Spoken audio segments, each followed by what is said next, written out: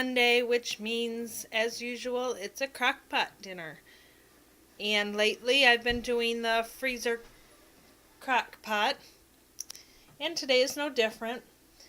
Today we're having savory chicken, and I will link the recipe below. So this has been cooking for about 6.5 or 7 hours on low. And now I'm just going to dump the broccoli in and let it cook for another half an hour.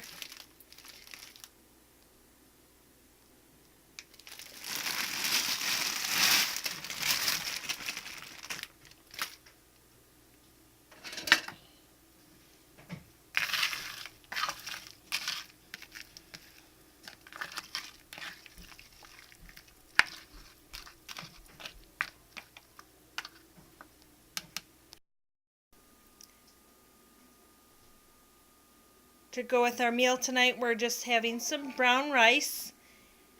And I did pick up a big bag of parboiled brown rice at Gordon Food Services. I've never seen the brown rice like that before, and I've never actually cooked it. So the last couple weeks have been a little bit of trial and error. I do notice it takes about half the time to cook in the pressure cooker as regular brown rice does, so it only takes about 7 or 8 minutes. And because it takes less time to cook, it takes less water. Well, silly me, I forgot to set the timer, but I think it's been about 7 minutes. And I've just done a quick release on the pressure cooker, and this is what the rice is looking like. It seems to be less sticky than the regular brown rice was, so we do like the texture. So I'm going to go ahead and plate this up, and there it is, all ready to go. So savory chicken over rice, and that's what's for dinner Monday night. I have my pasta boiled, and I rinsed it with cold water, let it drain, and put it in a bowl. Now I'm going to chop up 2 tomatoes, half a green bell pepper, and probably half of a cucumber. And boom! There they are, ready to go in the bowl. I'm going to throw some shredded cheddar cheese in here as well, just because it sounds good. I don't really have a recipe, and it's just that kind of day where I'm just throwing it together. Hopefully it turns out good. Looks pretty anyways, huh? All the different colors. So I'm just going to mix this up. This is what I'm thinking for the dressing. I am out of olive oil, so I'm just using regular canola oil. It's all I've got, so hopefully it's okay. Some apple cider vinegar, a little bit of honey to sweeten it up, and then parsley, basil, garlic powder, and onion powder, as well as salt and pepper. So that's what I'm going to start out with, and we'll see how it goes. So I've mixed all these ingredients together. I'm just going to pour it into my pasta salad and stir it up, and then just cover it and leave it until dinner in the fridge. Today is Tuesday, and we are having breaded pork chops, ginger glazed carrots, and pasta salad. Well, today's Wednesday. Can you guess what kind of meal I'm making today?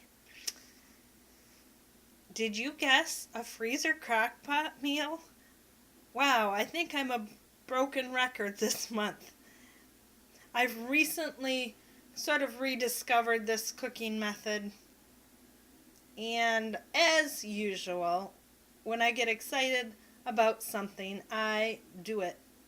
I'm like obsessed with it. So I'm doing pot roast today, and this was not originally a freezer crock pot meal. This was just a regular crock pot meal I have had in my files that I've used before and liked, and I figured, why not just throw everything in a bag and have it all ready to go, so I have no prep work on my busy days. So I am trying this. I'm not sure how the potatoes will hold up. I will let you know how we like this.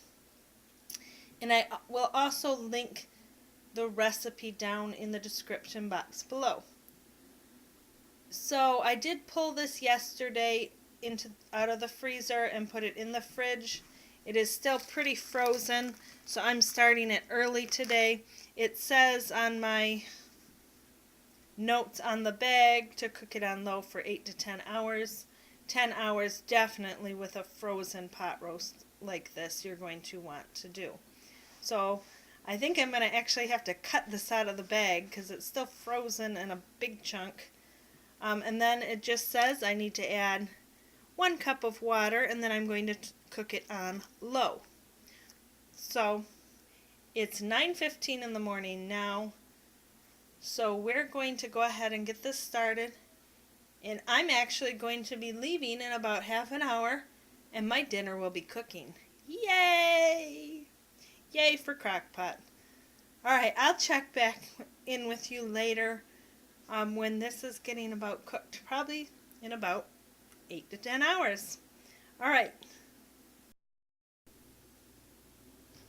Here's the pot roast all finished cooking and put in the bowl. This was definitely a fail with the vegetables.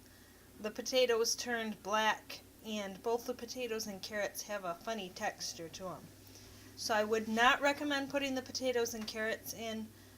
I would just put in, next time I'll just put in the meat and the seasoning and then put the veggies in when I'm ready to cook it. So I guess you live and learn. But this is what's for dinner on Wednesday night. And alongside our pot roast, we are having just some bread and butter. Today is Thursday. We are having tacos with Mexican rice. I will link a recipe to the Mexican rice below. This is what's for dinner on Saturday night. This is what my kitchen looks like. I'm in the middle of a monthly food prep, and I didn't get started in time, so yeah, we're having pizza for dinner tonight. I'm starting out with 4 pieces of aluminum foil, and I have learned my lesson from last year. Last year I just used regular aluminum foil and it tended to tear quite a bit. So I used the heavy duty. So you're going to want approximately 18 by 12 inches. And onto these, you're going to place a piece of chicken breast. I actually had 2 large chicken breasts, so I sliced these in half. So you'll see that I've got 2 pieces out of each chicken breast. So you're just going to lay these on your foil.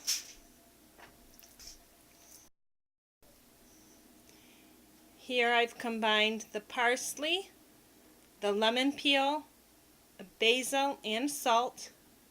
I'm just going to sprinkle these evenly over the chicken breast.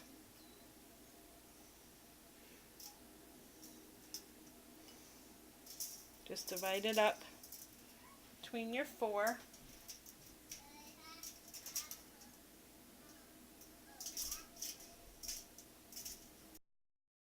I have here some yellow squash and some red and yellow pepper, which I'm going to use to top the chicken with.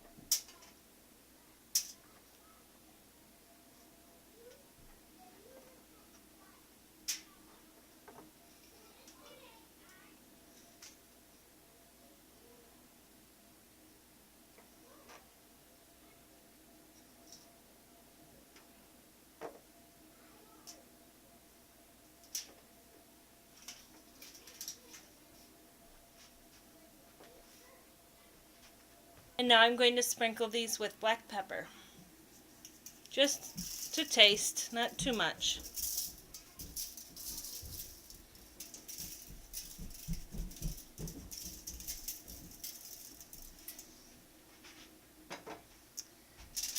Now to make the packet, I'm going to fold the ends up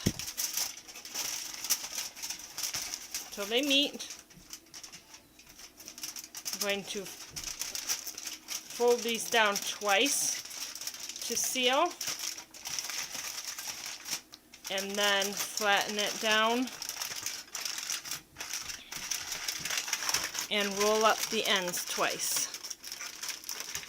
This way it won't leak.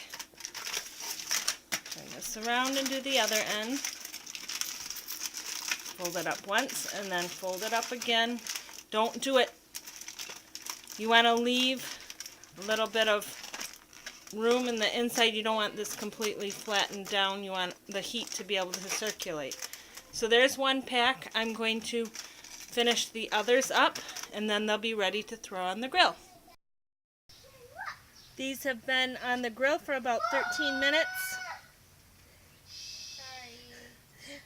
These have been on the grill for about 13 minutes and they are all the way done through. So we're ready to plate them up.